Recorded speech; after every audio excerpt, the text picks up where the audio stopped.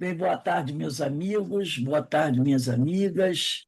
Nós estamos aqui na Sociedade de Estudos Espíritas Francisco de Assis. Hoje é dia 4 de junho de 2026. E nesse horário das 16 horas, nós estudamos esse livro, Diversidade dos Carismas, Teoria e Prática da Mediunidade, de Hermínio de Miranda. Nós já estamos Esse é o último capítulo, né, que nós estamos estudando. É o capítulo 21, os carismas e a caridade. Os carismas, na realidade, são os fenômenos, né? É a mediunidade que a pessoa tem, são os carismas, os fenômenos que a pessoa produz. No caso, psicografia, psicofonia, esses são os nossos carismas. E a caridade, que é o amor e a ação. Então, o título do capítulo é bastante interessante. Mas antes de nós iniciarmos, vamos aqui elevar o nosso pensamento ao alto, o nosso Pai Criador, a Jesus, o médico das almas, a Francisco de Assis, aos Espíritos amigos, rogando a todos que nos abençoem, que nos envolvam na sua infinita misericórdia, para que a gente possa, né, continuar a nossa caminhada, realizando o nosso trabalho, e sempre pedindo a Deus que nos proteja, que nos fortaleça, para que a gente possa, né, continuar, não parar, seguir em frente, né, cuidando do nosso comportamento, da nossa conduta, dos nossos pensamentos, para que a gente possa sempre buscar cumprir com a nossa missão, mas também pedindo sempre a Deus que abençoe nosso lar, nossa família, o nosso trabalho, abençoe também aqueles nossos irmãos menos felizes, que ainda se encontram perdidos, desorientados, necessitando de um conforto, de um esclarecimento e da misericórdia do Pai, que nunca nos faltou, mas estamos sempre pedindo por esses irmãos. E assim, envolvidos por essas bênçãos que caem do alto, pedimos ao Pai que nos dê a permissão para iniciar o nosso estudo da tarde de hoje, graças a Deus. Carmen, dá uma olhada que talvez, eu não sei, melhore um pouco da tua iluminação, que eu estou achando que está muito forte. Está muito forte, mas eu não sei, eu não estou achando Você não aqui. tem uma lâmpada? Você não tem uma luminária que está iluminando você, não? Tem. Desliga ela um pouco só para você ver se melhora a tua luminária. Isso. Eu acho que assim melhorou um pouquinho. Que eu acho que Melhorou? Estava estava muito muito forte, né? brilho em cima de você, né? É. Talvez seja o problema da questão da iluminação. Você vê agora, mais tarde, quando ficar escuro, que é a hora que vai começar a aparecer, aí você verifica. Aí daqui eu te digo mais ou menos. Entendeu? Tá. Até, ó, crescer aqui, ó, melhorou sim, estava muito aquele foco de Muito luz muito forte, né? intenso. Mais tarde a gente vê se precisa ligar ou não. Aí eu te dou um Tá toque. bom. Ficou bem Tá assim. bom. De jeito. Mas vamos nós. Então, como eu disse a todos, estamos estudando o livro Diversidade dos Carismas, capítulo 21, vamos começar hoje. E vamos lá, os carismas e a caridade. Diz assim Hermínio de Miranda. Entendeu, Regina, desde que se aplicou ao exercício regular da mediunidade, que alguma atividade assistencial paralela era de vital importância para que a caridade espiritual que estava procurando exercer fosse complementada, balanceada, sustentada pela caridade material.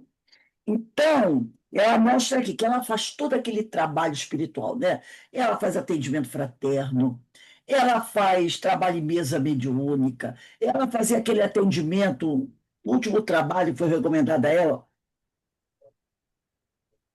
de atender os espíritos, né?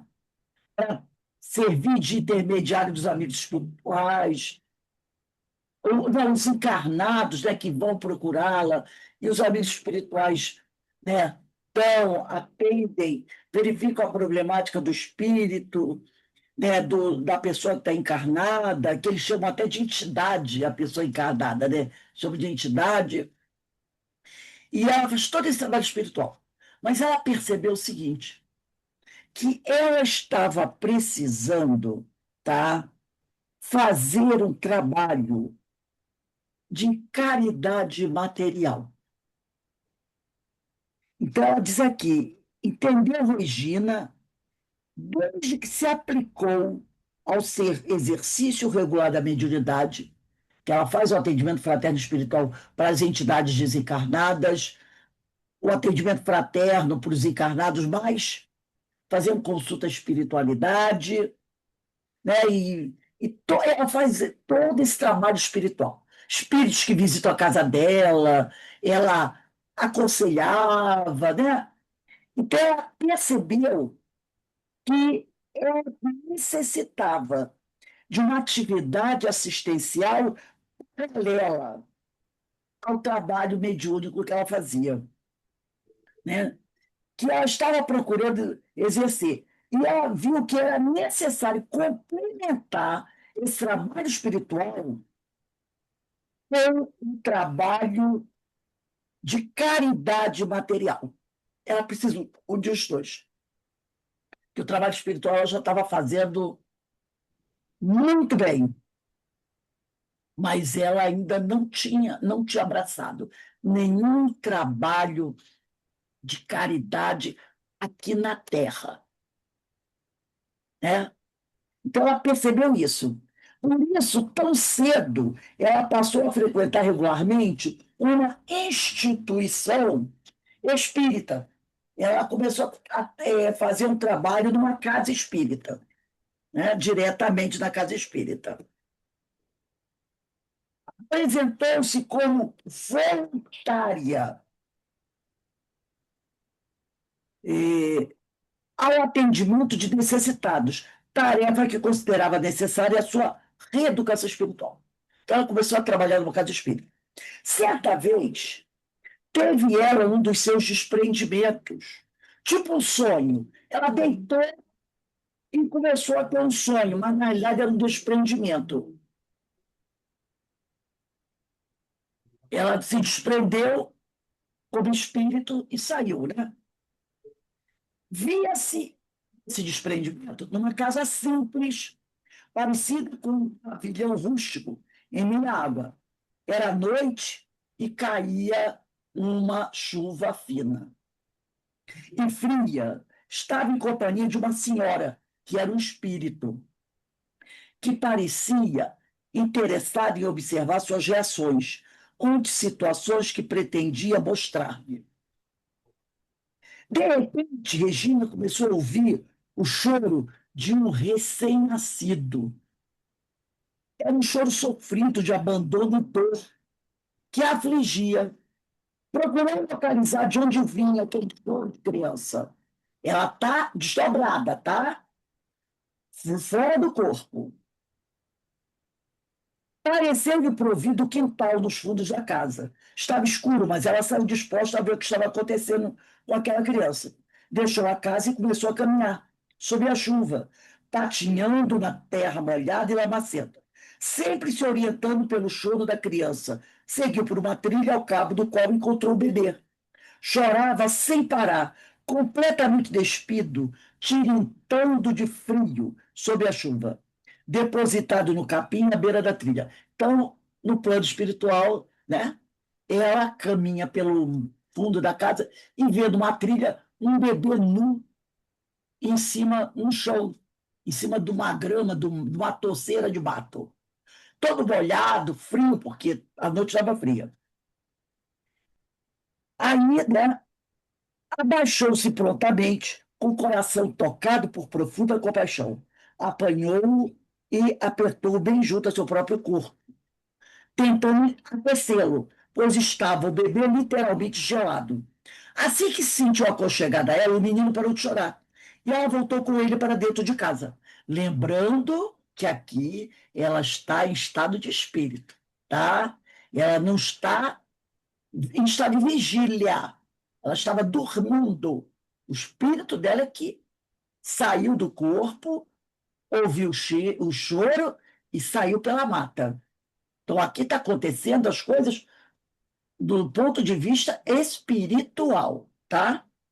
A senhora que ela tinha encontrado, assim que ela desdobrou, continuava lá, à sua espera. A senhora continuou na tal casa que ela viu, que ela despertou e viu que estava num pavilhão. A senhora, que era o outro espírito, continuava no pavilhão. Ela é que foi sozinha e voltou com a criança. A senhora continuava lá à sua espera. Regina comentou com ela: veja esse pobrecinho, temos de aquecê-lo e vesti-lo. Coitadinho, está gelado. Não pode ficar assim. A mulher olhou e fez um sorriso enigmático, típico nos espíritos quando preferem não comentar.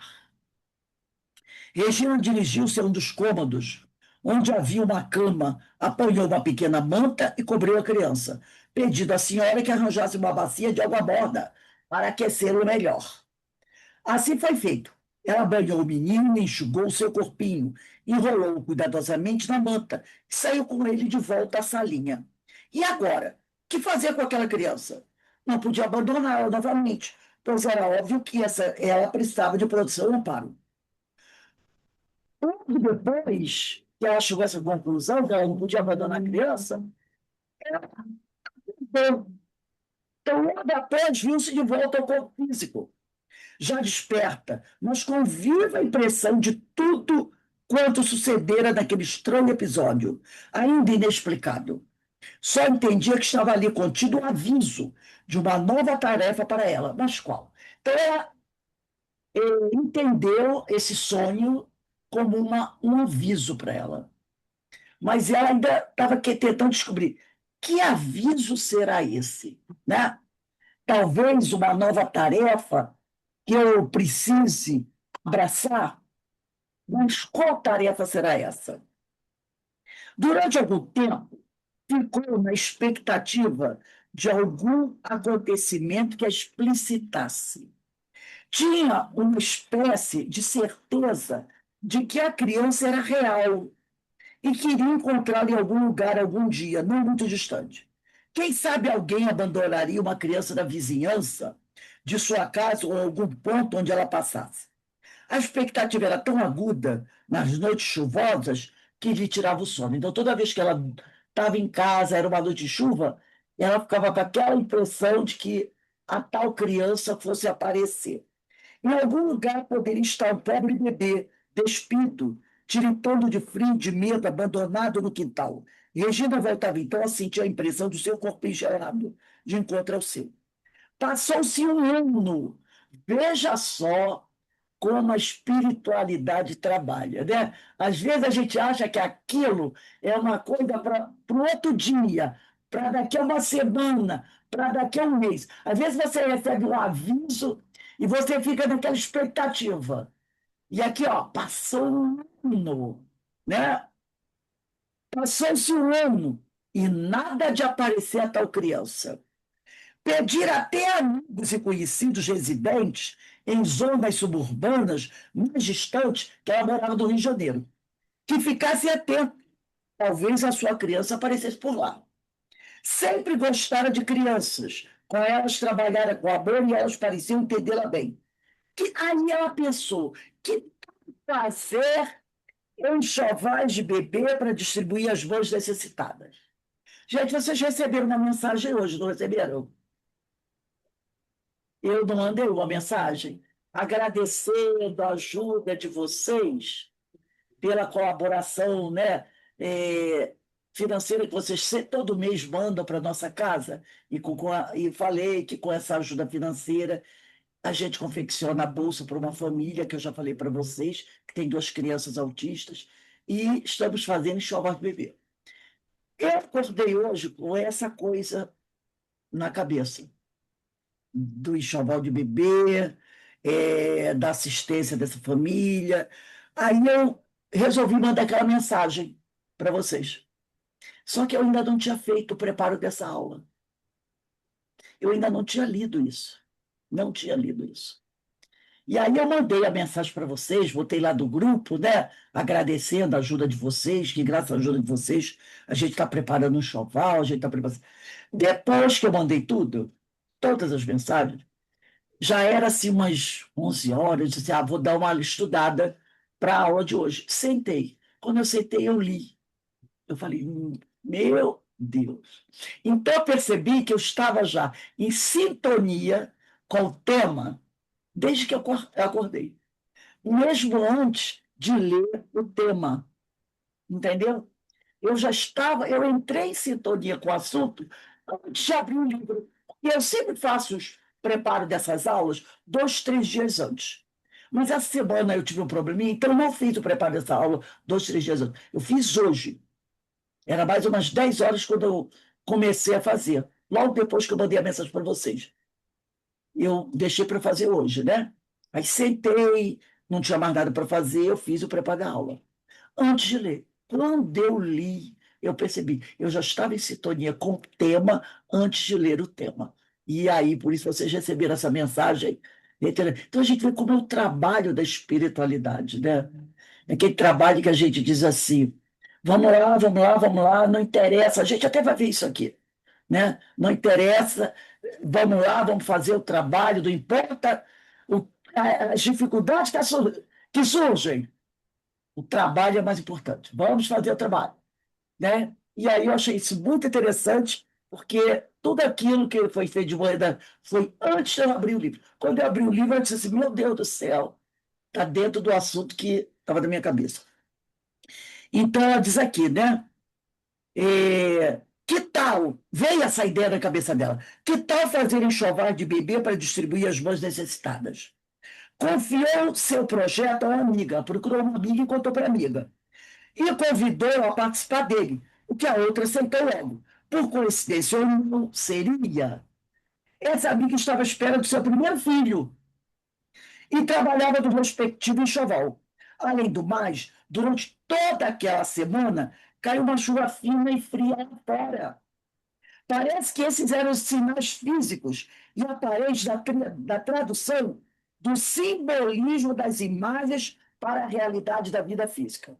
Prontamente, deu-se início à atividade.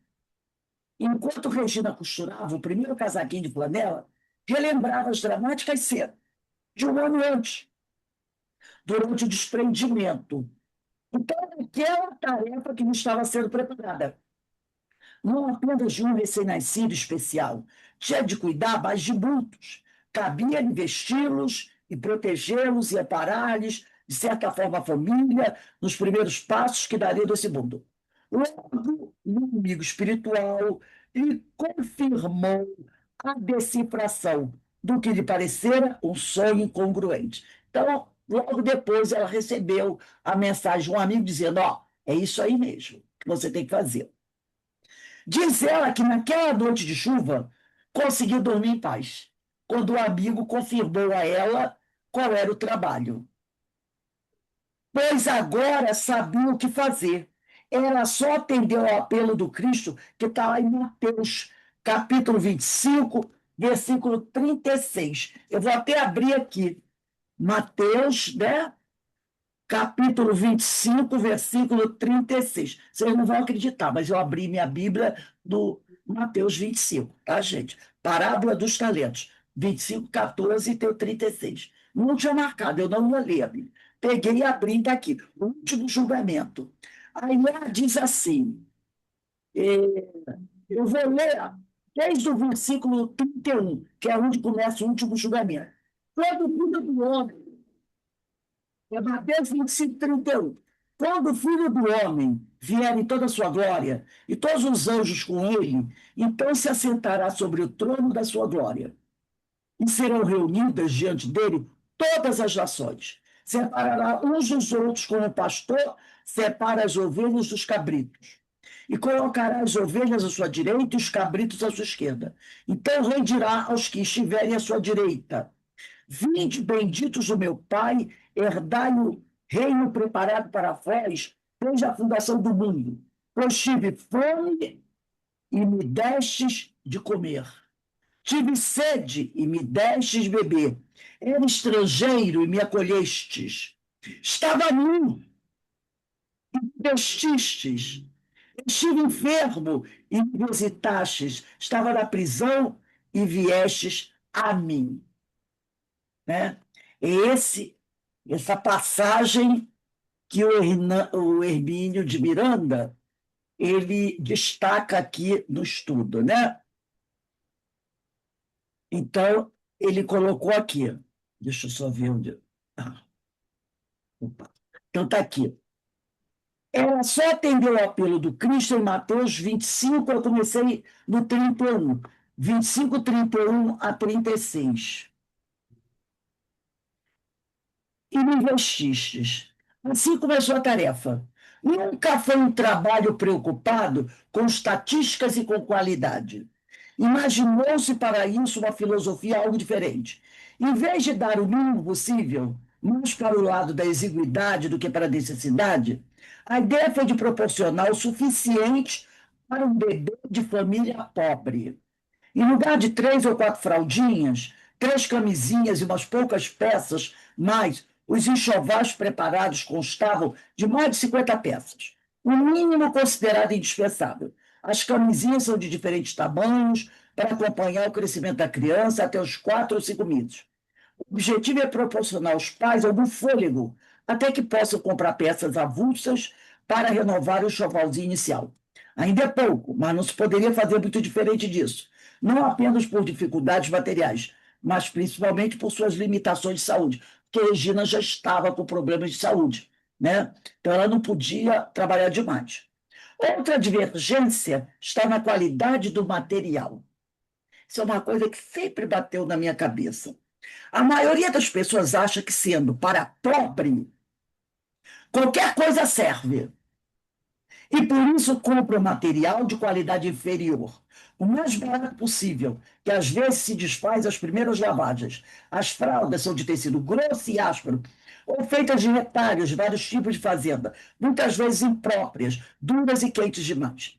Isso é uma coisa que sempre me incomodou. Sempre me incomodou no trabalho. É uma coisa que eu sempre tive na minha cabeça. Por exemplo, às vezes, tem companheiros, né? E isso eu não vou dizer que é na casa espírita, não. Em qualquer lugar, às vezes você encontra isso. Ah, você vai fazer um trabalho de caridade, ou você vai preparar uma aula. E o trabalho de caridade é as pessoas carentes.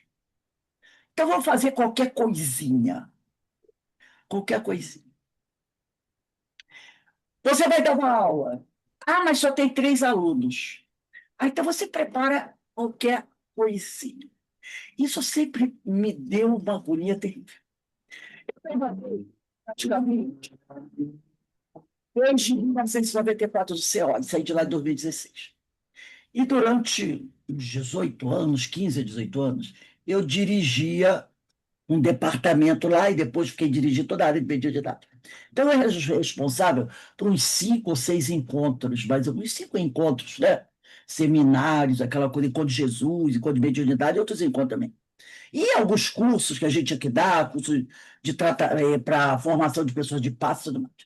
Mas na minha cabeça, eu tinha uma coisa que me dizia o seguinte: eu tenho que fazer melhor.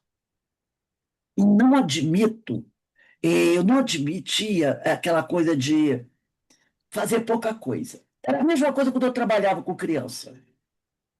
Toda vez que eu ia preparar uma aula para os meus alunos, eu sempre preparava a aula buscando dar 100%. É lógico que ninguém dá 100%. Mas eu pensava, se eu tentar dar 100%, eu vou conseguir pelo menos fazer uns 80%. Mas se eu trabalhar para 60%, eu só vou conseguir dar 30%. Então, eu tenho que procurar sempre jogar lá em cima para poder tentar extrair de mim o máximo. E na casa espírita eu tinha um pensamento: eu trabalho é para Jesus. Então, se eu trabalho para Jesus, desculpe Jesus Gonçalves, que era o orientador espiritual da casa, né? Mas ele estava no dentro do bolo. Então, eu pensava assim: eu trabalho para Jesus. E eu não vou fazer qualquer coisinha para Jesus. Não consigo. Então, eu vou procurar fazer o melhor que eu posso. É lógico que o meu melhor é de alta qualidade, porque, né, eu tenho muitas limitações. Mas eu não consigo sonegar nem um pouco do meu esforço. Eu até, às vezes, exagero na dose. Então, se eu for preparar uma aula para 2 alunos, eu vou preparar como se eu tivesse 100 alunos. Se eu for preparar o encontro, qualquer coisa, eu vou preparar como se fosse, porque eu não consigo. Qualquer coisa que eu faça, é por outra, eu sempre penso, é para Jesus. E isso exige de mim o máximo que eu puder fazer. Na divulgação, vocês veem que eu encho o saco, fazendo os cartazinhos de divulgação, e eu tenho isso. E aquilo sempre, é o que ele coloca aqui, sempre me incomodava quando eu vejo a pessoa dizer assim, isso do jeito que está, tá bom. Não precisa muita coisa, não, deixa do jeito que está. Aquilo sempre me incomodou muito. Então, sempre me lembrava muito do Bira, quando chegava a época da gente entregar o planejamento, e quando eu tinha que entregar a avaliação do planejamento também, sempre assim, no final do ano, né, novembro, dezembro, eu tinha que entregar a avaliação do planejamento. Eu fazia aquilo, o Bira olhava para a minha cara e dizia, Rosé, onde você arruma tempo para fazer assim? Isso. E quando também eu tinha que apresentar o planejamento, eu nunca apresentava meu planejamento em rascunho. Ele ia pronto para ser impresso ali. Porque eu tenho essa coisa do perfeccionismo, eu tenho essa mania. Isso eu copiei do meu pai. Às vezes é um defeito, tá, gente? Então, o que ele falou aqui me chamou muita atenção. Quando eu trabalhei também, eu e Menezes, trabalhamos muito tempo no Domingo de Luz, sabe? E eu penso assim, eu penso assim, eu trabalho para Jesus, e se eu tivesse no lugar dessas pessoas para receber, o que eu gostaria de receber? Entendeu? Então, isso é uma coisa que eu sempre tive comigo. Eu trabalho para Jesus. E se eu trabalho para Jesus, eu não posso fazer qualquer coisinha, né? Qualquer coisinha para Jesus, de jeito nenhum. Né? Então, tem uma frase que diz, eu me lembro muito de Madre Teresa de Calcutá, quando uma vez ela caminhando lá pelas ruas, né, da cidade, e ela foi um jornalista acompanhou, porque ele queria saber como é que ela fazia o trabalho dele, como ele fazia o trabalho dela, né? E lá nas ruas, ela encontrava, né, pessoas rancenianas, cheias de feridas, as feridas dando, sabe, vermes, aquela coisa horrível que a gente sabe que tem, né? Pessoas passando fome, mendigo, crianças, gente morrendo pelas calçadas, doentes, né? E ela, até que um dia ele foi com ela, até que ele queria fotografar e ver o dia dela, e ela encontrou um homem. Ele estava praticamente morrendo. Mas ele estava morrendo porque o corpo dele estava todo ferido, todo cheio de bicho, sabe? Cheio de pus, era um ranceniano, jogado assim na rua, e as pessoas passavam, nem dava atenção. Ela se abaixou, né? E olha que ela é pequenininha, ela era pequenininha, magrinha, né? E o abraçou. E aí, o jornalista olhou para ela e disse assim: Irmã, e ele ficou com nojo, porque o homem exalava o cheiro já de podridão, né? O corpo dele estava todo ali, já em decomposição, mas ele estava vivo. E ele o abraçou. Ela abraçou e falava com ele com amor, passava a mão na cabeça dele, beijava a testa dele. E o jornalista ficou incomodado. Aí ele não aguentou e falou para ela: Irmã, a senhora me desculpe. Eu sei que é uma pessoa que está morrendo e tudo mais, mas a senhora, como é que a senhora tem coragem de botar esse homem no colo, de abraçar, de beijar esse homem?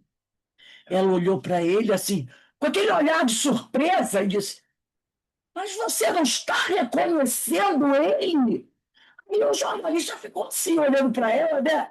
Pensando, será que alguma autoridade se desviou da vida, se perdeu, não ali, e não estou reconhecendo ele? Irmão, não estou reconhecendo. Aí ela perguntou ele umas 3 vezes: meu filho, você não está reconhecendo ele? Não, irmão, não estou, não. Ele disse, não é possível, meu filho, não é possível. Ele abriu para ele, você não, não, não, não. Aí ele perdeu a consciência. E não, meu filho, é Jesus. Jesus! O jornalista ele disse que teve um impacto tão grande, como se ele tivesse levado uma pancada do peito. Ele disse que começou a chorar. E ela, aquela minha mulher pequena, conseguiu erguer aquele homem, que estava também esquálido, levantou ele, botou ele nos carrinhos que eles têm lá, né? Que o cara, a pessoa puxa, né? Como se fosse, que eles chamavam de burro sem rabo, assim, é uns carrinhos que eles mesmo correm pela rua, né? E a pessoa vai sentada atrás, botou ele ali, o jornalista foi com ela. Quando chegou lá na casa dela, que era, né, um lugar onde ela fazia toda aquela caridade dela, deu banho nele, tirou todas aquelas feridas, limpou as feridas, deu comida, botou ele numa cama. Algumas horas depois ele morreu. Então o jornalista falou que ele ficou assim. Quando ela disse para ele, com aquela de forma enfática, Jesus! Sabe, quando eu ouvi isso, eu me impactei muito. E também outro caso que aconteceu, já tem muitos anos, eu trabalhava no Curupaiti. Ia lá para o Curupaiti toda semana, né? E um dia lá, conversando com o pessoal, que eram os doentes, que já eram meus amigos, a gente já tinha muita intimidade, eles contaram um caso. Eu esqueci o nome desse senhor, mas era um senhor que foi um dos fundadores do Centro Espírita José o Carpinteiro, que fica ali na Macembu. Ele foi um dos. Ele era enfermeiro, esse senhor enfermeiro. Esqueci o nome dele, então o nome dele está aqui na minha cabeça. Era um senhor escurinho, bem magrinho, sabe? E ele era enfermeiro. Ele fundou, foi um dos fundadores do Centro Espírita Filhos de Deus. E ele usava sempre aquele jaleco branco, né? E um dia ele saiu com a ambulância, que ele ia para aquele posto de saúde ali no tanque. Quem conhece o Largo do Tanque tem um posto de saúde antigo ali.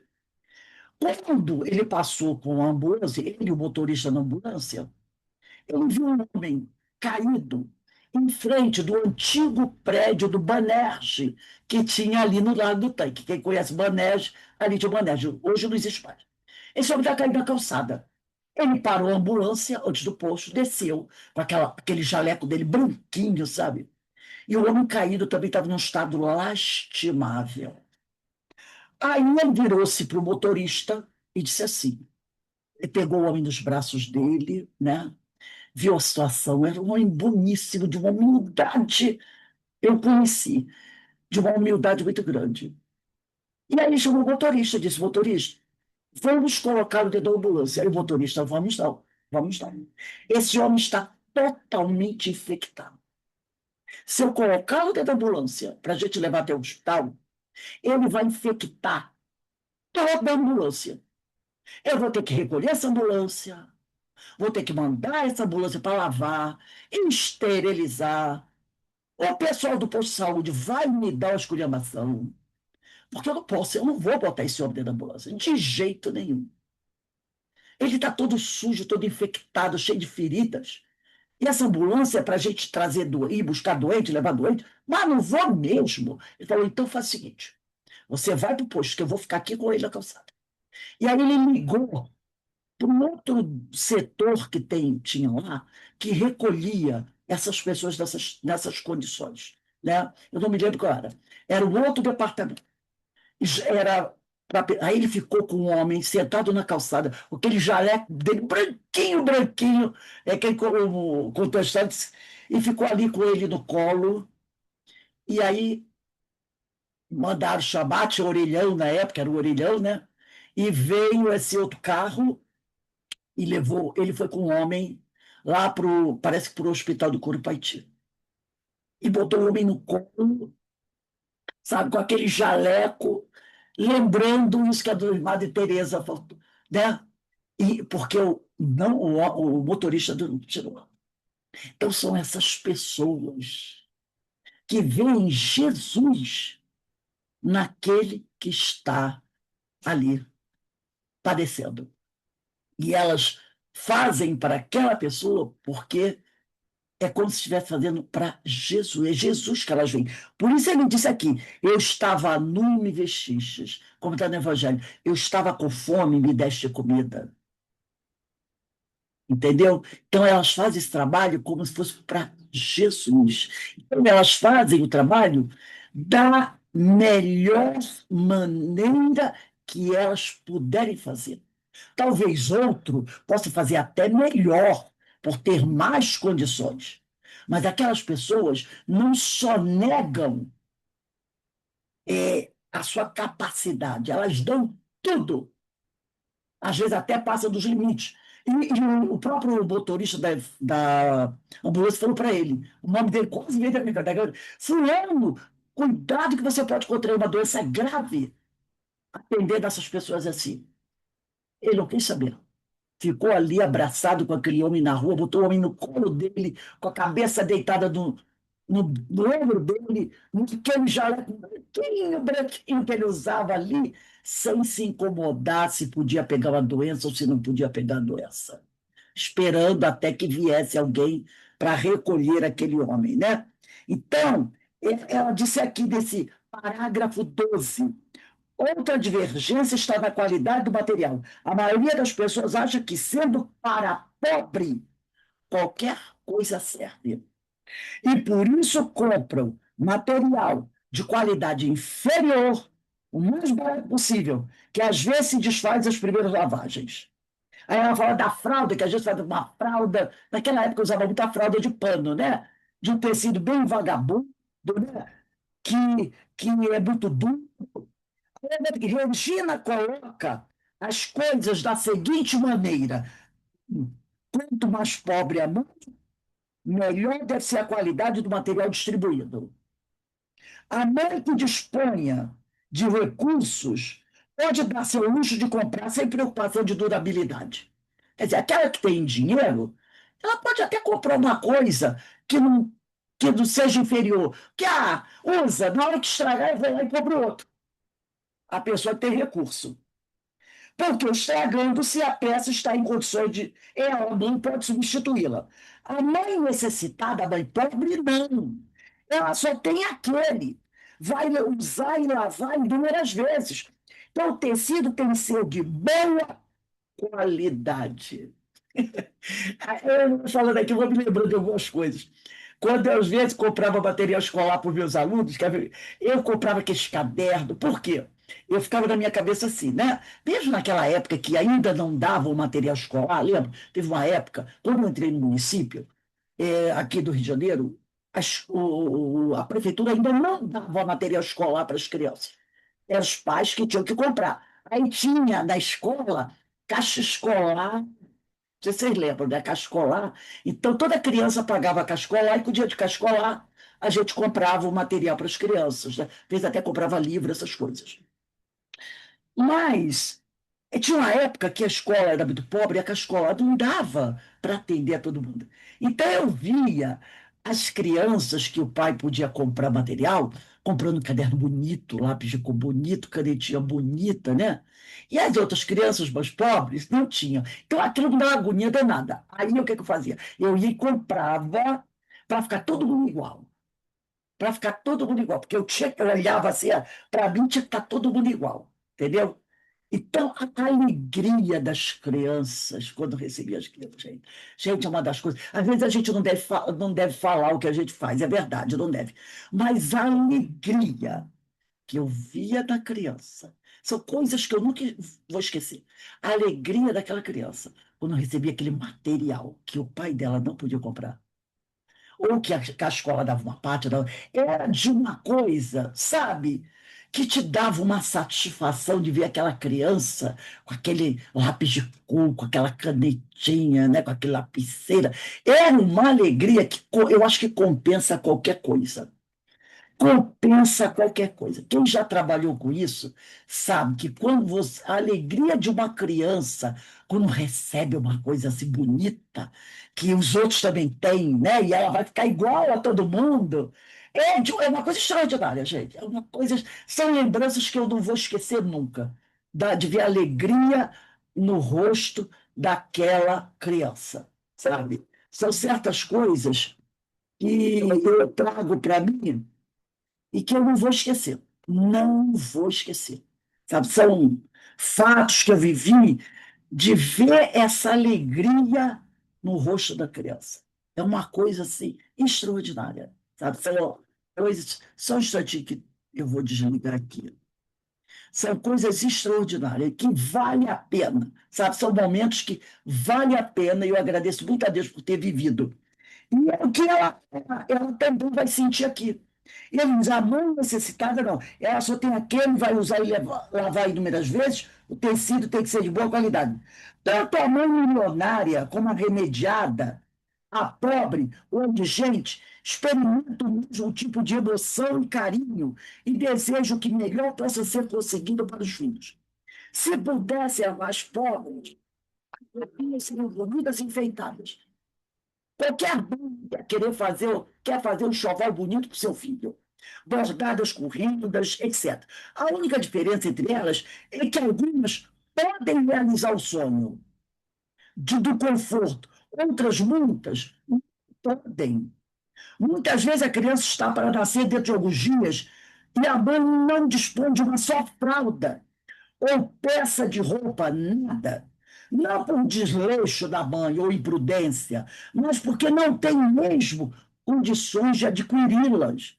Além disso, entende Regina, com justeza, que a pele de um bebê pobre é tão sensível e delicada quanto a de um rico. Por que não deve, pois, a sua roupinha ser a melhor possível? Em suma, os enxovais são mesmo caprichados como se fossem para seu próprio filho. O material comprado é de boa qualidade, as peças são costuradas com o mesmo amor e zelo de sempre, mantendo-se um alto padrão de qualidade. Cada criança que recebe um desses enxovais, e ao escrevermos isso, já somam mais de uma centena. Então, quando o livro está sendo contado aqui, ela já fez de mais de uma centena de enxovais. É um pouco de Regina e de sua amiga também. Há críticas, por certo, ante a impossibilidade de agradar todo mundo. Houve quem sugerisse vender as peças com aquele fino acabamento aos boutiques e comprar com o dinheiro obtido material mais barato, em maior quantidade, mesmo em sacrifício da qualidade, a fim de atender a maior número de bebês, mesmo porque o velho argumento de sempre, gente pobre não repara, qualquer coisa serve. Além do mais, acrescentam, eles não sabem como cuidar, logo estará mal lavado, encardido, manchado, estragado. Então, aqui também outra coisa que ela fala, né? Eles falavam para ela: você faz enxovais luxuosos.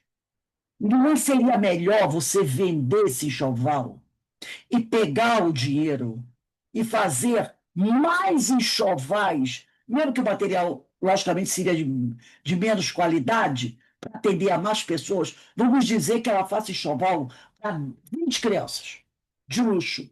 Eles pensam, se você vender esses 20 enxovais, você vai conseguir dinheiro para fazer, em vez de 20, 50. São 50 crianças que vão ser atendidas, e não 20.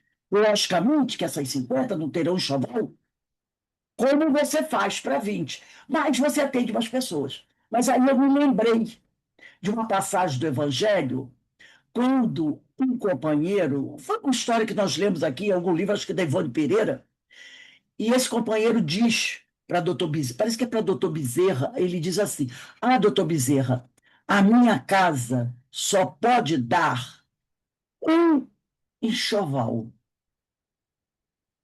Só pode dar uma cesta básica. Não pode dar mais do que isso. Porque a minha casa é muito pobre, o dinheiro que nós temos não dá para fazer 3, 4, 5 cestas básicas. Nós só podemos dar uma cesta básica para uma família. E doutor Bezerra disse assim: aí doutor Bezerra pergunta para ele: você conhece o óbolo da viúva? Então, se a sua casa só pode dar uma cesta básica, dê uma cesta básica. É o óbolo da viúva. Você dá aquilo que você pode, e não aquilo que você sonha. Entendeu? Você só gostaria de dar muita, mas você não tem condições. Então, tem gente que diz assim, tem pessoas que dizem assim, se eu não posso dar para 20, então eu não dou para ninguém, porque eu quero dar para 20. Se eu não dou para 20, se eu não posso dar para 20, então eu não dou para ninguém. Não, o obra da viúva é você dar aquilo que você pode. Mas no momento que você dá o melhor do que você pode. Então, o que ela fala do enxoval, ela quer fazer com esmero, mas não vai dar para dar para muitas crianças. Mas o que ela fizer, ela faça o melhor. Não importa a quantidade, o importa é que você está trabalhando. Como o doutor Bezerra diz, é uma família que vai ser bem assistida, uma família que vai ter o que comer, porque a casa espírita dá cesta para aquela família. Isso é importante. E tem tanto valor quanto você dar 10 cestas básicas.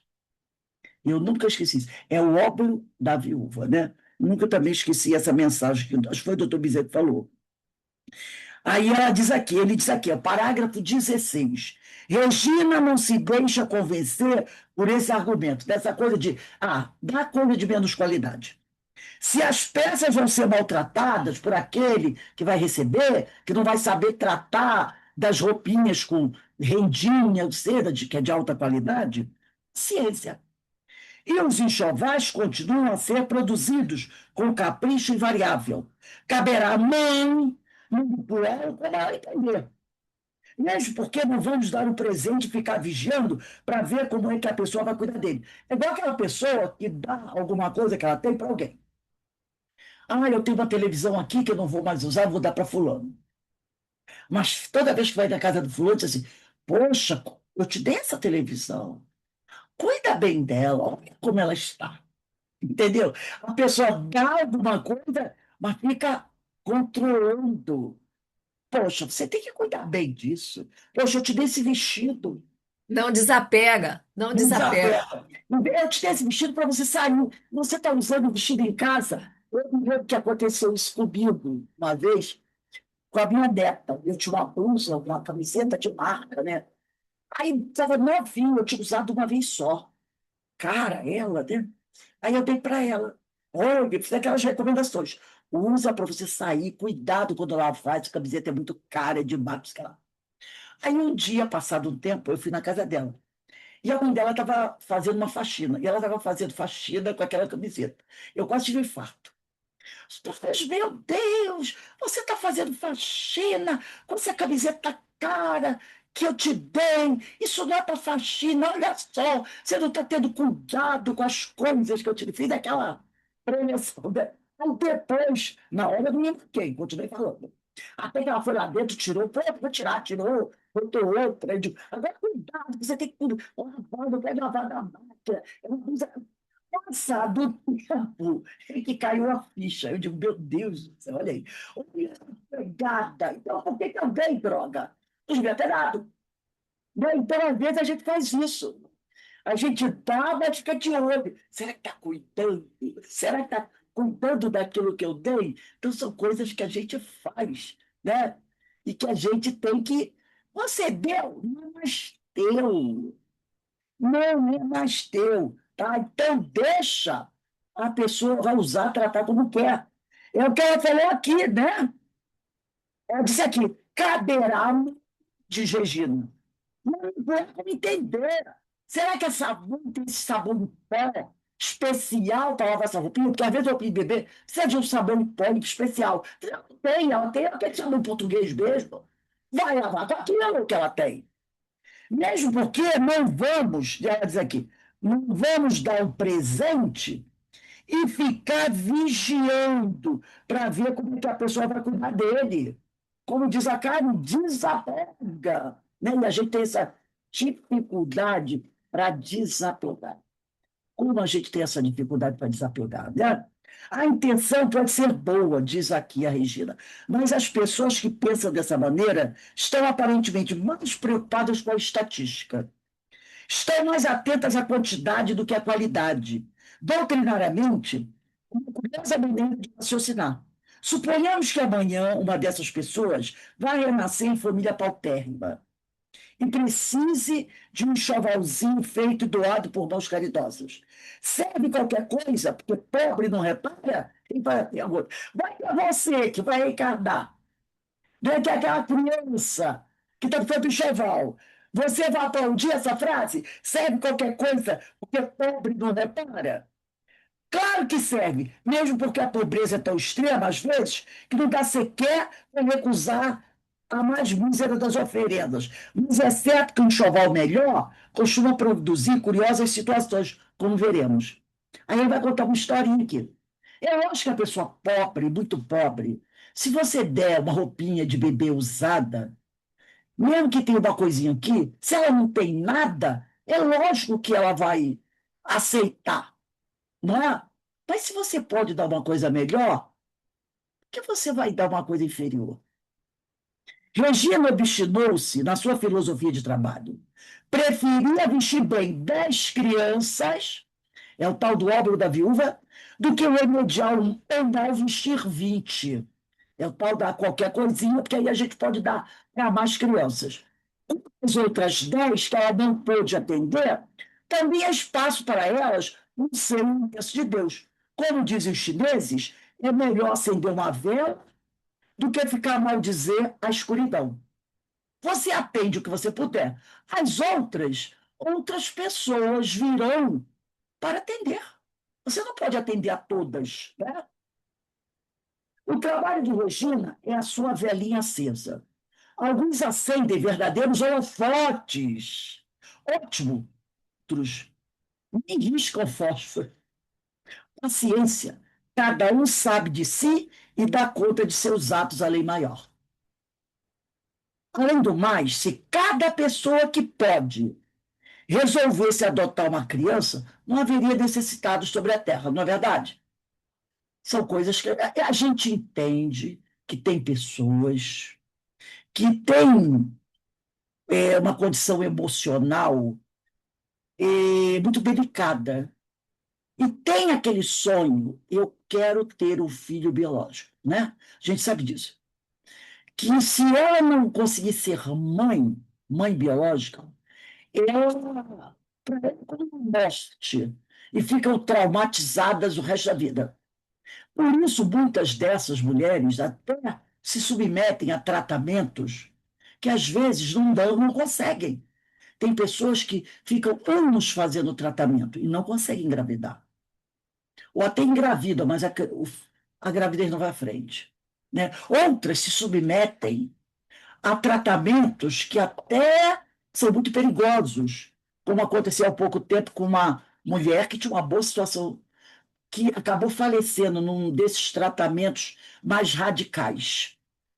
Porque, às vezes, né, não está na história da pessoa ser mãe. Olha o caso de Ivone Amaral Pereira, que sonhava em casar e ter uma família e muitos filhos. Não era o sonho dela, mas ela não conseguiu realizar.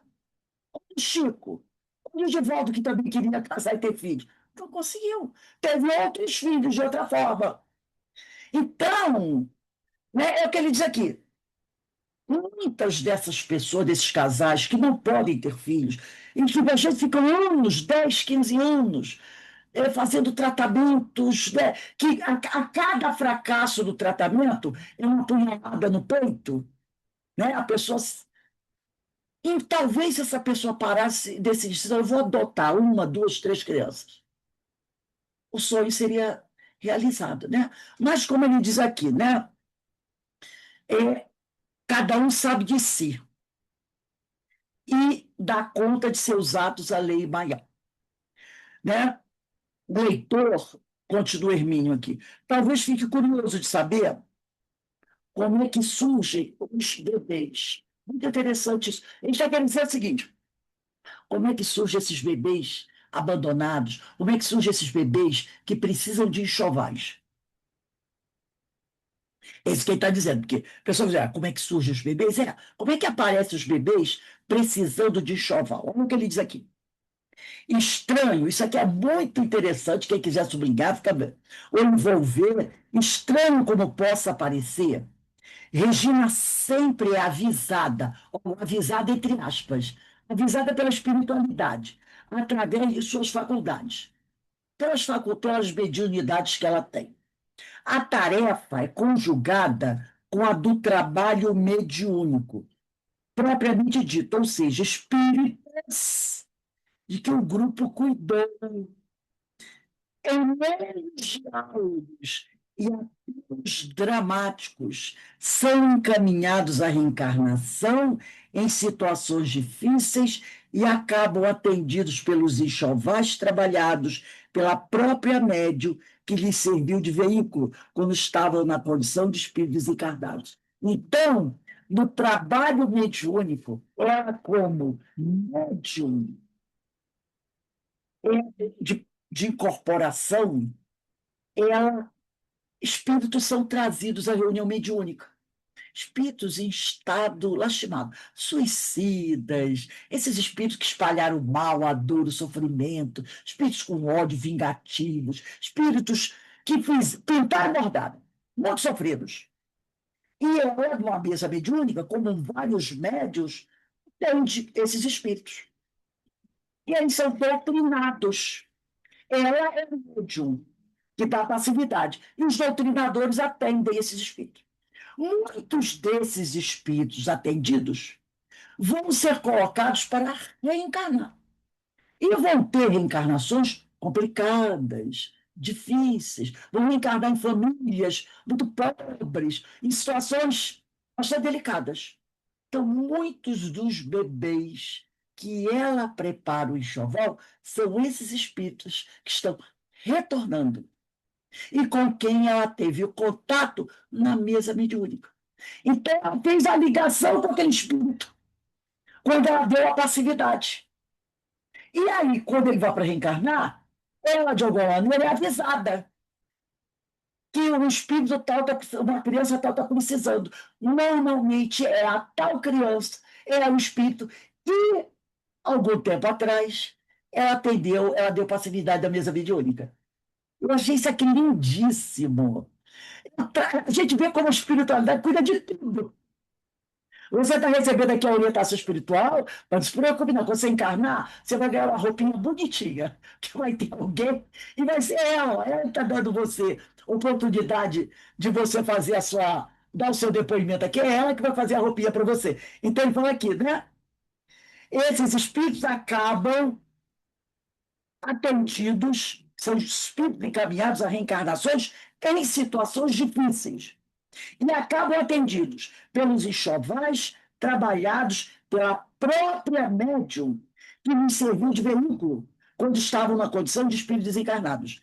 Usualmente, Regina é levado em desdobramento a ver a criança ser atendida e que está com o nascimento programado para daí a uma semana, um mês. Então, ela visita a criança, o espírito, no plano espiritual, antes de encarnar, quando já está perto do nascimento dele. Ela visita o espírito, quando já deve estar com os 7, 8 meses, lá na barriga da mãe. Mas o espírito, né? Ela tem chance de ver esse espírito antes dele nascer, né? E ela diz aqui, quase sempre ela, Regina, sabe também, será uma menina. Encontra-os em situação de penúria e pobreza, sobre as quais irão renascer. Então, ela visita essa mãe que está grávida, vê o espírito que está ali junto à mãe, pronta a nascer. Então, ela já sabe se vai ser menino ou menino. Vê a casa onde ele vai nascer, a família. Então, ela já sabe como é a situação daquela família que vai receber aquele espírito. Aí ela toma esse bebê nos braços, tudo espiritualmente. Brinca com eles, lava-os e os veste, só então depois volta ao corpo. Então ela tem o contato com esse espírito. Dentro de uma semana, 15 dias ou no máximo um mês, ela recebe um pedido para um enxoval, vindo das mais inesperadas situações. Encontros de rua, recomendação de uma pessoa que sabe do seu trabalho, pedido de um amigo ou amiga que sabe de um caso de mãe pobre. Alguns desejam comprovar a necessidade e querem trazer as mães para as quais se destinam os enxovais. Então alguém diz assim, Regina, sei que você faz enxoval, tem uma mãezinha aí que vai ter bebê muito pobre, você pode arrumar um enxoval para ela. Eu trago aqui para você ver que é verdade, ela está grávida mesmo. Né? Mas Regina prefere mandar os enxovais. Ela disse: "Ah, não quero ver a mãe, não. Eu mando um enxoval por você." Ela acha que poderia ser um tanto constrangedor, humilhante para a mãe vir pessoalmente pedir um enxoval a uma pessoa totalmente estranha a ela. Regina gosta, contudo, de receber-nos a visita do bebê e da mãe, depois que a criança nasceu. Nunca tem insistido em conhecê-la pessoalmente e vão lá com a criança, felizes, mesmo na dificuldade. Desejam que a moça do enxoval conheça-lhes o filho que, aliás, Regina já viu no plano espiritual. Como costuma acontecer, é comum ser reconhecida, identificada pelos bebês, que com facilidade surpreendente passam para os seus braços. Quando ela diz para o bebê: "Vem", o bebê vai para os braços dela e lhe sorriem, sem o menor sinal de estranheza. Ela acha que eles sabem, entre aspas, né? Quando a mãe vai com o bebê lá, ela brinca com a criança e a criança sorri para ela. Ela diz: "Eu acho que ele sabe que eu já conhecia ele." Quanto a mim, diz o Hermínio, tenho certeza, pois ocorreu-me um fato desses, no qual o espírito que eu ajudara a cuidar, enquanto desencarnado, reconheceu-me e sorriu, logo após reencarnado. Isso aqui é o Hermínio falando, do depoimento dele. Quase que eu virei desencarnado na hora, sufocado pela emoção. Mas não são apenas as crianças que parecem reconhecer Regina, pois sempre que tem a oportunidade de conferir, ela própria observa que o local exato que visitou em desdobramento, quer dizer, a casa da família, quando o bebê se preparava para nascer, é o local onde vive a mãe. Certa vez, ela cuidou de 4 bebês numa só noite. Tinha exatamente 4 enxovais prontos. Logo a seguir, 4 foram os pedidos. E nenhuma solicitação a mais ocorreu durante o resto do mês. Curiosas essas coincidências, não é mesmo? Outra vez, nas proximidades do Natal, ela foi ver, em desdobramento, 2 crianças. Na semana seguinte, chegou-lhe por acaso, o acaso entre aspas, o pedido de um enxovalzinho. Foi atendido. Regina ficou à espera do outro. 2 dias depois, a mesma pessoa que havia levado o primeiro telefonou para solicitar-lhe mais um. Eram gêmeos e meninos. Temos algumas experiências comoventes desse trabalho, diz aqui Hermínio de Miranda. Achei que o leitor gostaria de conhecer algumas de suas historinhas. Uma tia minha, muito dinâmica e educadora nata, não podia ver ninguém na ociosidade. Mesmo crianças pequenas, arranjava-lhes algum serviço qualquer e justificava com sua inata sabedoria. Para a gente pequenininha, tem serviço pequenininho. O mesmo posso dizer das histórias. Gente miúda, historinhas miúdas, onde a dramaticidade e a emoção também ficam concentradas. Se uma outra lágrima, por acaso, escorrer dos seus olhos, leitor, não se envergonhe, por não estará sozinho. Então, na próxima aula, ele vai começar a contar historinhas, historinhas dessas famílias, desses bebês que receberam ajuda, que receberam enxovalzinho. Achei lindo o capítulo, achei uma coisa, sabe, muito bom. Às vezes você faz o trabalho, você não imagina a repercussão disso, né? Você não imagina o que está envolvido por trás disso. Olha que coisa maravilhosa aqui. Uma cesta básica que você dá, que no caso vocês me ajudam, né, a confeccionar essa cesta básica, a fazer, comprar as coisinhas pro enxoval. Quanta coisa está envolvida. E como isso dá satisfação da gente, para a gente, né? Para a gente saber que a gente está colaborando com algo muito importante. Então, eu achei que esse estudo de hoje é um abraço para todos vocês. Porque às Foi. vezes você não é na nossa casa, você ajuda até em outra casa, não importa. Aonde você fizer, o que você fizer. Fala, Ana. Eu lembrei no tempo que eu fiz parte de um grupo que a gente fazia confecção de enxoval para bebês, né, para as mães carentes. Aí eu lembrei dessa época, até me deu uma saudade, sabe, uma nostalgia, né? E era um trabalho maravilhoso e era com muito desafio, porque o que tinha também de irmãozinho, sabe? Atrapalhando o nosso trabalho, porque eu levava tecido para casa para fazer o enxoval, e às vezes eles até atrapalhavam, sabe? Tinha alguns irmãozinhos que atrapalhavam. Linha começava a arrebentar, agulha, quebrar, aí eu tinha que ler o evangelho, fazer uma prece, né, para poder continuar o trabalho. Minha filha, Mas era maravilhoso. eu me lembrei também, quando estava fazendo isso, me lembrei agora, do nosso irmão, ele não está aí, Menezes, que durante muito tempo ia dar aula de pintura lá no Morro da Mangueira. Lá dentro, ele às vezes conta essas histórias das dificuldades que ele encontrava, às vezes, porque não hoje, quer dizer, sempre foi perigoso, né? Lá em cima, no Morro Chapéu Mangueira, então muitas vezes tinha que enfrentar algumas situações, mas ele ia até lá dar aula para as crianças, né? Lá no morro. Então, é todo tipo de trabalho que você puder fazer para ajudar alguém, né? É para Jesus que nós estamos fazendo. Então, eu lembro sempre da Maria Teresa, né? Não está reconhecendo, não, meu filho. É Jesus que você está ajudando. É Jesus para você. E como é para Jesus, não vale fazer qualquer coisinha. Não dá. É fazer o melhor que estiver ao nosso alcance. Porque é para Jesus. Então, como diz aqui, né, no Evangelho, essa passagem é lindíssima, né? Quando ele diz aqui: pois tive fome e me destes de comer. Tive sede e me destes de beber. Era estrangeiro e me acolhestes. Estava nu e me vestistes. Estive enfermo e me visitastes. Estava na prisão e viestes a mim.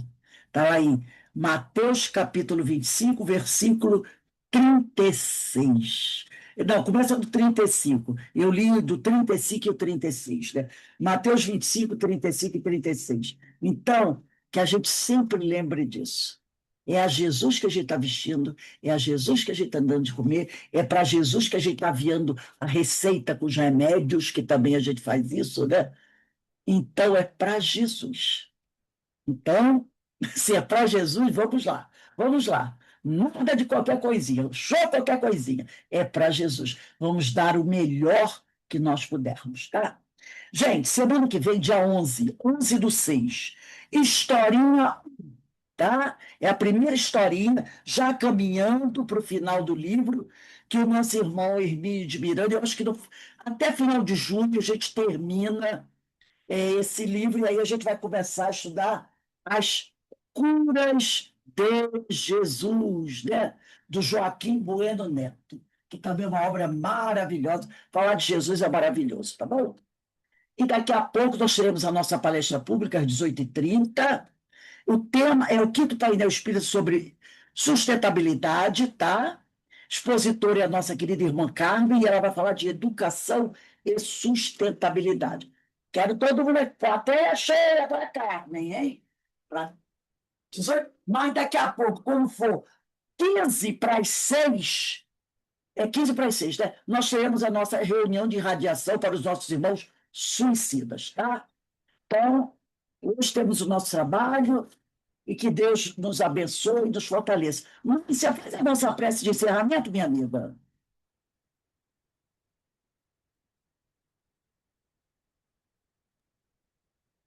Então, vamos agradecer a Deus, a Jesus, por essa oportunidade de estudo, de esclarecimento e reforçando dentro de nós que nosso trabalho é sempre para Jesus. Agradecendo todas as bênçãos que recebemos, vindos do nosso Pai de amor. E assim damos por encerrado mais um curso na tarde de hoje. Graças a Deus. Graças a Deus. Bem, meus irmãos, eu vou passar aqui para a Denise, tá? Daqui a pouco a gente retorna para a nossa reunião de irradiação. E os outros companheiros, a gente se encontra às 18h30 na hora da palestra.